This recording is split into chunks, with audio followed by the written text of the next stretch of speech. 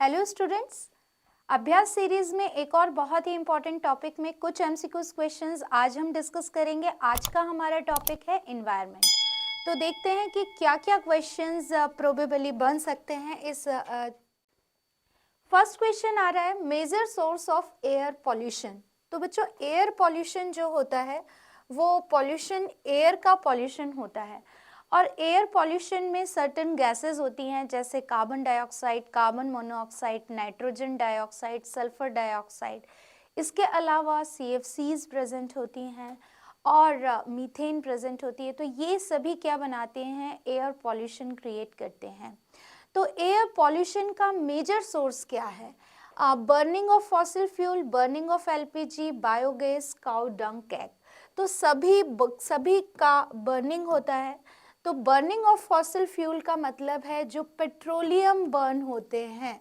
और पेट्रोलियम जो बर्न होते हैं वो कहाँ पर, मोस्ट ऑफ द ये जो पेट्रोलियम निकलते हैं वो कहाँ से निकलते हैं, बर्न होकर ऑटोमोबाइल से। ऑटोमोबाइल एग्जॉस्ट से जो हमारे पॉल्यूटेंट निकलते हैं वो सबसे बड़ा कारण होते हैं एयर पॉल्यूशन के। आप सभी जानते हैं कि जितनी भी मेजर सिटीज़ हैं वहाँ पर जो पॉल्यूशन का इंडेक्स होता है वो बहुत ज़्यादा होता है, मतलब बहुत ज़्यादा हाई पॉल्यूटेड होती हैं वो। उसका रीज़न ये होता है कि जो सिटीज़ होती हैं वहाँ पर ऑटोमोबाइल्स बहुत ज़्यादा होते हैं। अच्छा, बर्निंग ऑफ LPG, तो ये है बेटा लिक्विड पेट्रोलियम गैस। और इस गैस में जो है वो लोअर हाइड्रोकार्बन्स होते हैं, ब्यूटेन एंड प्रोपेन। और वो जो होते हैं वो क्लियर जो है फ्यूल है, यानी कि वो एयर पॉल्यूशन कॉज नहीं करते हैं। बात करें हम बायोगैस की, तो बायोगैस का मेन कॉन्स्टिट्यूएंट जो होता है वो मीथेन होता है। ये भी एक लोअर हाइड्रोकार्बन है। ये भी यदि बर्न होगा तो सिर्फ कार्बन डाइऑक्साइड और वाटर बनेंगे। यदि इसका भी बर्निंग होता है तो सिर्फ क्या बनेंगे, कार्बन डाइऑक्साइड और वाटर। तो टेक्निकली ना तो कार्बन डाइऑक्साइड पॉल्यूटेंट है ना वाटर ही क्या है, एयर पॉल्यूटेंट है। बात करते हैं हम काऊ डंग केक्स की। तो काऊ डंग केक्स जो होते हैं ये भी जब बर्न करेंगे तो ये ऑर्गेनिक हैं। तो ऑर्गेनिक यानी कि ये भी कार्बन से बने हुए होते हैं, लेकिन इनमें जो है वो जो एशेज हैं वो ज़्यादा निकलेंगी और पॉल्यूटेंट गैस भी निकलेंगी। लेकिन सबसे ज़्यादा जो पॉल्यूशन होगा वो किससे होगा, वो पेट्रोलियम ऑटोमोबाइल एग्जॉस्ट से होगा। ठीक है, चलिए बढ़ते हैं नेक्स्ट क्वेश्चन की तरफ। Solar radiations heat up. बच्चों, अभी का जो सबसे मेजर कंसर्न है एनवायरनमेंट का वो कंसर्न है ग्लोबल वार्मिंग। और ग्लोबल वार्मिंग क्यों होती है, ये वैसे तो अर्थ के लिए बहुत ही इंपॉर्टेंट फिनोमिना है। जैसे मैंने आपको पहले भी डिस्कस किया है कि यदि ग्लोबल वार्मिंग नहीं होती तो अर्थ पर ये एटमॉस्फेयर नहीं होता और अर्थ पर लाइफ पॉसिबल नहीं होती। यानी कि अर्थ पर लाइफ के लिए ग्लोबल वार्मिंग बहुत ज़रूरी है। लेकिन अभी धीरे धीरे टेम्परेचर क्या हो रहा है, बहुत ज़्यादा बढ़ रहा है। तो बहुत ज़्यादा राइज इन टेम्परेचर बिल्कुल भी ठीक नहीं है। ठीक है, तो यहाँ पर हम समझने की कोशिश करेंगे कि ये जो ग्लोबल वार्मिंग है वो ग्लोबल वार्मिंग किसकी वजह से होती है। ये होती है जो रेडिएशंस होते हैं वो अर्थ के एटमॉस्फेयर में ट्रैप हो जाते हैं। तो दो टर्म्स हमने डिस्कस किए थे, एक ग्रीन हाउस इफेक्ट और दूसरा ग्लोबल वार्मिंग। तो ग्रीन हाउस इफेक्ट हमें बहुत ज़रूरी है और उस ग्रीन हाउस इफेक्ट की वजह से ही क्या हो रही है, ग्लोबल वार्मिंग हो रही है। तो हम देख रहे हैं कि जो इनकमिंग सोलर रेडिएशंस हैं वो इनकमिंग सोलर रेडिएशंस जो अर्थ के क्रस्ट से टकराते हैं और वापस से वो क्या होते हैं, जो अर्थ सोलर रेडिएशन आ रहे हैं वो वापस से रिफ्लेक्ट हो जाते हैं अर्थ से टकरा करके। इस बार वो क्या होते हैं, they are infrared radiation from the surface. और ये हमारे एटमॉस्फेयर में को क्या करते हैं, गर्म करते हैं। इस पर्टिकुलर फिनोमिना को हम ग्रीन हाउस इफेक्ट कहते हैं। और ये जो ग्रीन हाउस इफेक्ट है वो अर्थ के क्रस्ट और अर्थ पर जो वाटर है उसमें जो है वहाँ से प्रोड्यूस होता है। तो आइए देखते हैं कि उस सोलर रेडिएशन जो अर्थ को हीटअप करती है उनसे रिलेटेड क्या यहाँ पर ऑप्शंस बनाकर आपको दिए गए हैं। A, land faster than the water bodies, land slower than the water bodies, equally both land and water bodies, neither land nor water body, यानी वो कह रहा है कि कौन फास्टर होता है। तो ए ऑप्शन जो है आपका, land faster than water bodies. बच्चों वाटर जो होता है, वाटर क्या है, लिक्विड है, तो उसमें बहुत सारी क्या होती है, लेयर होती है, ठीक है। और इस पूरे पानी को गर्म करने में ज़्यादा क्या लगेगी, सोलर रेडिएशन रहेगी। और क्रस्ट क्या है, क्रस्ट है सॉलिड, सॉलिड होता है क्रस्ट, ठीक है। तो वो उसकी ऊपरी सरफेस को क्या कर देगी, हीट कर देगी। हालांकि अंदर की सरफेस क्या रहेगी, ठंडी रहेगी, लेकिन ऊपर की सरफेस क्या हो जाएगी, बहुत जल्दी गर्म हो जाएगी, क्योंकि ये क्या है, ये सॉलिड है और इसमें लेयर्स हैं, इसलिए वो क्या रहेगी, थोड़ी देर में क्या होगी, गर्म होगी, ठीक है। तो ए ऑप्शन हमारा बिल्कुल राइट है। आते हैं नेक्स्ट क्वेश्चन पर, विच of the following promotes soil erosion. तो बच्चों सॉइल इरोजन से आपको प्रीवियस ईयर्स में भी क्वेश्चंस आए हैं। तो सॉइल इरोजन क्या होता है, सॉइल इरोजन होता है कि हमारा जो अर्थ होता है, उसका जो क्रस्ट होता है, उसकी भी कई सारी क्या होती हैं, लेयर होती है। और उस लेयर में हमने जो पहली लेयर होती है वो टॉप सॉइल होती है, सेकेंड लेयर जो होती है वो सब सॉइल होती है, ठीक है। तो जो टॉप सॉइल है बेसिकली वही प्लांट्स और जो इंसेक्ट्स वगैरह हैं, एनिमल के लिए हैबिटेट का काम करती है। तो ये जो टॉप सॉइल है जो कि प्लांट की ग्रोथ में हेल्प करती है, यहाँ पर मिनरल्स वगैरह होते हैं। तो ये टॉप सॉइल जो है यदि इरोड हो जाती है तो उसको हम क्या बोलते हैं, सॉइल इरोजन। तो सॉइल इरोजन क्या है, it is the removal of top soil, ठीक है। अच्छा, किससे हो सकता है, कौन इसको प्रमोट करेगा, तो overgrazing, terrace forming, sea breeze, conservation, tillage. तो देखो यहाँ पर जो ऑप्शन बन रहा है वो ऑप्शन बन रहा है आपका ओवरग्रेजिंग। ओवरग्रेजिंग का मतलब होता है कि हम वहाँ से वेजिटेशन को क्या कर दें, ख़त्म कर दें। जो पशु वगैरह हैं वो बहुत ज़्यादा छोटी छोटी घास को क्या करें, खा जाएं, इसको हम क्या बोलेंगे, ओवरग्रेजिंग बोलेंगे। इसकी वजह से क्या होगा, जो टॉप सॉइल है वो बेयर हो जाएगी, उसको होल्ड करने के लिए रूट्स नहीं रहेंगे और वो टॉप सॉइल क्या हो सकती है, हवा या पानी से आसानी से इरोड हो सकती है, ठीक है। अच्छा, टेरेस फॉर्मिंग, टेरेस फॉर्मिंग एक प्रिवेंशन होता है किसका, ये सॉइल इरोजन को प्रिवेंट करने के लिए हम टॉप सॉइल का टेरेस फॉर्मिंग यूज करते हैं। सी ब्रीज, सी ब्रीज तो देखिए बिल्कुल भी कारण नहीं होगी, क्योंकि सी ब्रीज जो होती हैं वो सराउंडिंग सी ही चलती हैं, तो ये भी एक कारण नहीं हो सकती। इनसे हो सकता है कि थोड़ा बहुत सॉइल पोल्यूशन हो, मतलब जो है सॉइल इरोजन हो। फिर है कंजर्वेशन टीलेज। तो कंजर्वेशन टीलेज भी एक प्रिवेंशन का क्या होता है, सॉइल प्रिवेंशन को रोकने का तरीका होता है। तो ये ऑप्शन भी हमारा गलत होगा। तो ए ऑप्शन जो ओवरग्रेजिंग है वो हमारा बिल्कुल सही होगा। नेक्स्ट बढ़ते हैं, which of the following pollutant is not present in the vehicular exhaust emission. तो यहाँ पर ऑप्शन दिए हैं आपको, lead, ammonia, carbon monoxide and particulate matter. तो यहाँ पर जो ऑप्शन आपका बनेगा वो ऑप्शन बनेगा अमोनिया। अमोनिया जो है वो एक पॉल्यूटेंट है, लेकिन ये जो पॉल्यूटेंट है वो ऑटोमोबाइल एग्जॉस्ट में प्रेजेंट नहीं होता। ये पॉल्यूटेंट कहाँ पर प्रेजेंट होगा, ये पॉल्यूटेंट प्रेजेंट होगा इंडस्ट्रीज में। इंडस्ट्रियल वेस्ट जो होगा वहाँ पर अमोनिया प्रेजेंट हो सकता है, या फिर अमोनिया प्रेजेंट हो सकता है ऑर्गेनिक वेस्ट के अंदर। तो ये इसके जो सोर्सेज हैं वो ऑर्गेनिक वेस्ट होते हैं। हम बात कर रहे हैं व्हीकल यानी कि पेट्रोलियम एग्जॉस्ट की बात कर रहे हैं, तो उसमें क्या प्रेजेंट होता है, उसमें लेड प्रेजेंट होता है, कार्बन मोनोऑक्साइड और पार्टिकुलेट मैटर्स प्रेजेंट होते हैं, जो अनबर्न कार्बन वगैरह होते हैं वो प्रेजेंट होते हैं। तो हमारा ऑप्शन बनेगा ऑप्शन बी। नेक्स्ट है, which of the following process is involve in water cycle. देखो बच्चों, ये जो साइकिल्स हैं ये सभी आपको अच्छे से पढ़ लेने हैं एनवायरनमेंट में, क्योंकि कोई क्वेश्चन यदि आ जाता है, बहुत इजी है तो कोई भी यदि क्वेश्चन आता है तो आप उसको आसानी से सॉल्व कर सकते हैं। तो यहाँ पर हम वाटर पोल्यूशन के जो इवेंट्स हैं उनके बारे में बात कर रहे हैं। ए ऑप्शन बना है evaporation, hibernation and dehydration.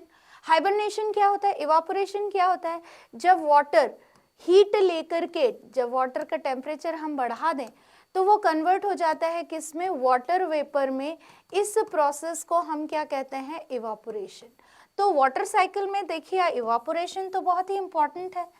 Water bodies से पानी इवापोरेट होकर के क्या करेगा, वो क्लाउड बनाएगा, ठीक है। अच्छा, दूसरा है हाइबरनेशन। तो हाइबरनेशन क्या होता है? हाइबरनेशन होता है डीप स्लीप।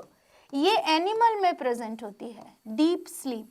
जब सर्टेन एनिमल्स या तो बहुत ज्यादा कोल्ड की वजह से अपने आप को क्या कर लेते हैं, इनएक्टिव कर लेते हैं, अक्रिय कर लेते हैं, तो उसको हम क्या बोलते हैं? हाइबरनेशन।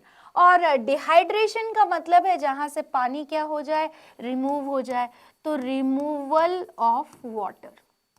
ठीक है, तो चलिए वाटर साइकिल हम डिस्कस कर लेते हैं। तो ये ऑप्शन तो नहीं बनेगा क्योंकि हाइबरनेशन नहीं होता वाटर साइकिल में।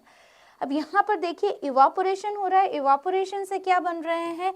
क्लाउड्स बन रहे हैं। और ये क्लाउड्स जो हो रहे हैं वो ठंडे हो रहे हैं। उनका क्या हो रहा है? क्लाउड्स किस फॉर्म में है? यहाँ पर वाटर, यहाँ पर वाटर बॉडीज में प्रेजेंट है। ये वाटर किस में कन्वर्ट हो रहा है? ये वाटर कन्वर्ट हो रहा है किस में? ये वाटर कन्वर्ट हो रहा है क्लाउड्स में। तो यहाँ पर कन्वर्जन हो रहा है वाटर का वाटर वेपर के अंदर। और अब ये वाटर वेपर जब ठंडे होंगे, ये कूल होंगे, तो ये क्या करेंगे? कूल होने की प्रोसेस को हम क्या कहेंगे? कंडेंसेशन। यानी जब वाटर वेपर किस में कन्वर्ट हो जाएंगे? वापस से वाटर ड्रॉपलेट्स में कन्वर्ट होंगे। इस प्रोसेस को हम कहेंगे कंडेंसेशन।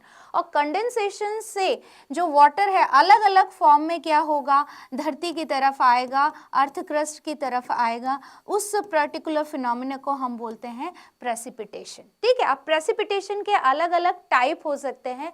प्रेसिपिटेशन रेन फॉल के फॉर्म में हो सकता है, हेल के फॉर्म में हो सकता है, थंडर एंड स्टॉर्म के फॉर्म में हो सकता है। तो ये किसी भी फॉर्म में हो सकता है। ये सभी प्रेसिपिटेशन के ही टाइप हैं। ओले गिर सकते हैं, या स्लिट गिर सकती है, बर्फबारी हो सकती है, स्नोफॉल हो सकता है, रेनफॉल हो सकता है। ये सभी प्रेसिपिटेशन के ही टाइप हैं। तो हमारा जो बी ऑप्शन है, बी ऑप्शन बिल्कुल राइट होगा।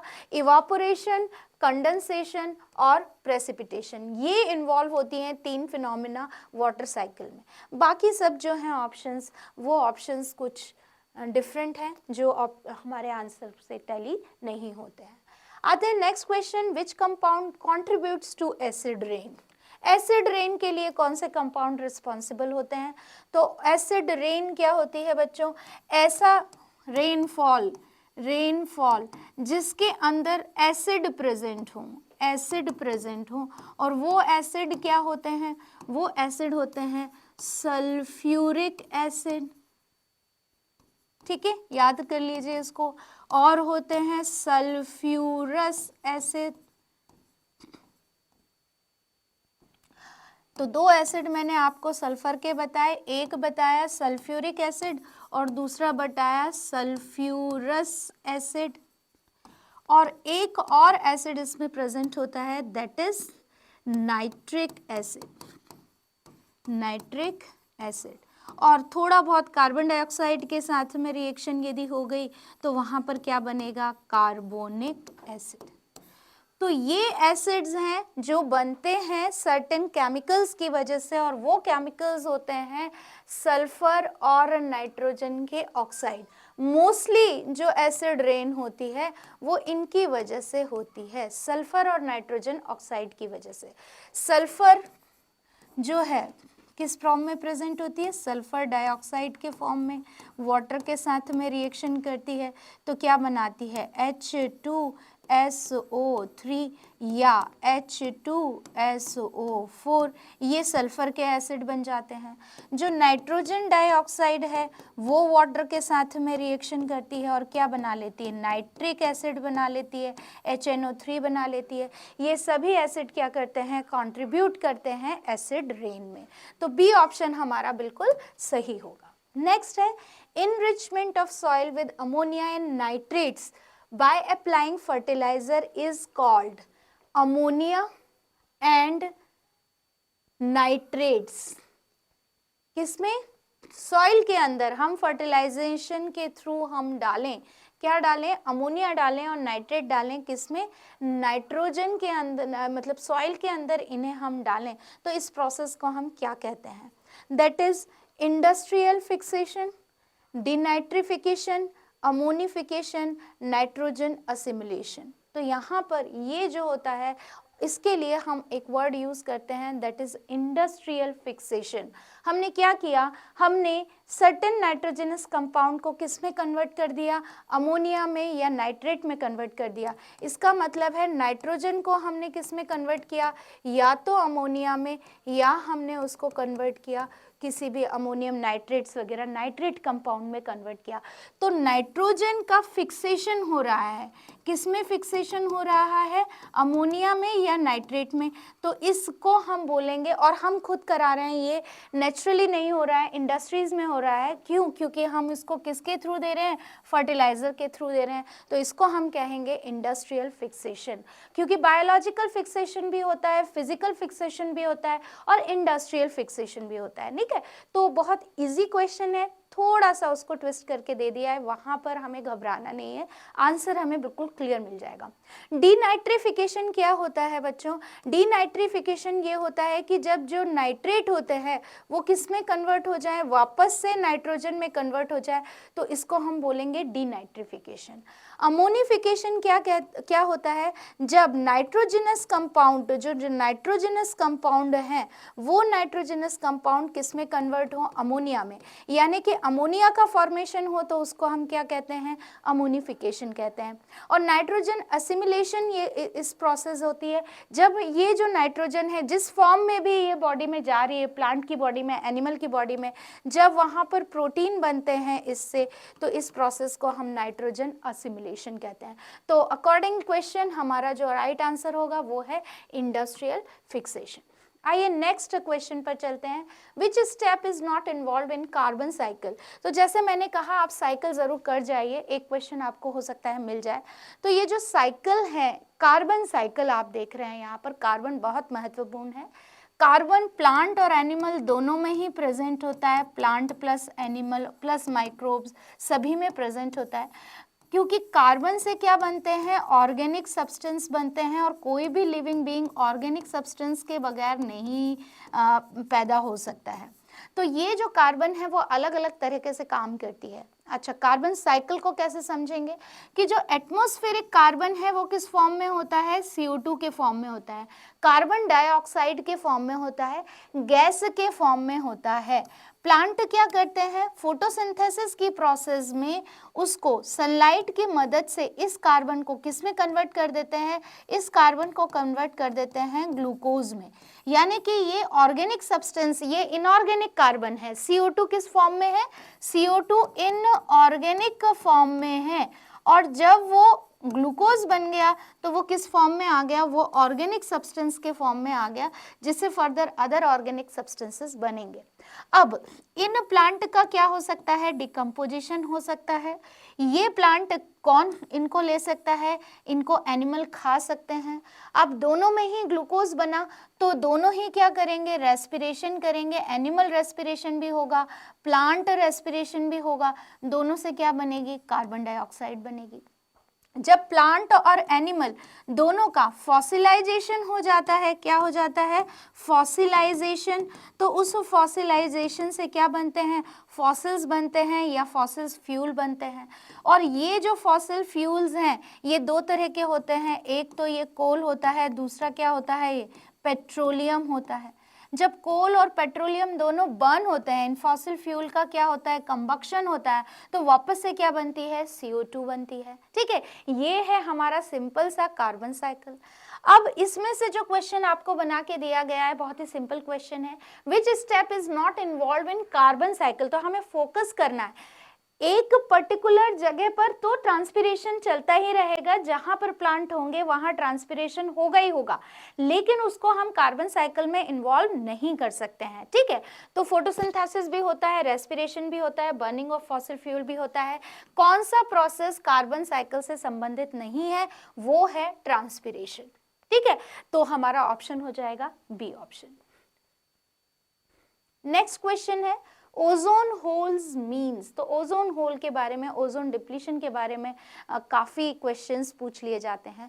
ये जो ओजोन डिप्लीशन होता है, डिप्लीशन, ये किसकी वजह से होता है? ये होता है CFCs की वजह से, क्लोरोफ्लोरोकार्बन्स की वजह से होता है। और क्लोरोफ्लोरोकार्बन्स क्या छोड़ते हैं? वो छोड़ते हैं नेसेंट क्लोरीन, जो कि ऑक्सीजन के साथ में जुड़ जाती है और वो O3 के बनने को रोक देती है।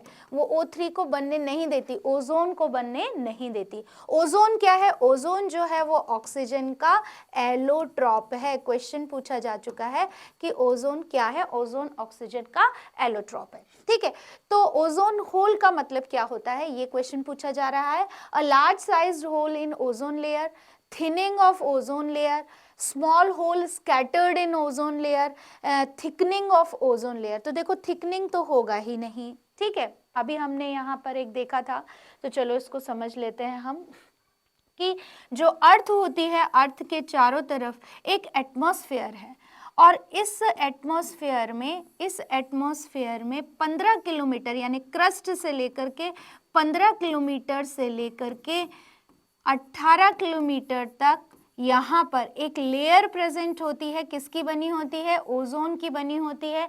इस लेयर को हम बोलते हैं ओजोन लेयर। तो अच्छी खासी थिक लेयर होती है ये, ठीक है। और इस थिक लेयर में अब क्या हो रही है? थिनिंग हो रही है। उस प्रोसेस को हम क्या कहते हैं? Ozone hole. तो यहाँ पर ए ऑप्शन आपको कंफ्यूज कर सकता है, a large size hole in ozone. तो देखो लेयर है, थिक लेयर है, यहाँ पर काफी किलोमीटर में फैली हुई लेयर है, तो होल तो बन नहीं सकता। क्या हो सकती है? वो थिनिंग हो सकती है। तो बी ऑप्शन आपका करेक्ट होगा। ओजोन होल का मतलब है थिनिंग ऑफ ओजोन लेयर। तो पढ़ते रहिए, रिवाइज करते रहिए, पूछते रहिए क्वेश्चंस। यदि आप कमेंट सेक्शन पे क्वेश्चन पूछते हैं तो आपको आंसर जरूर मिलेगा। All the very best.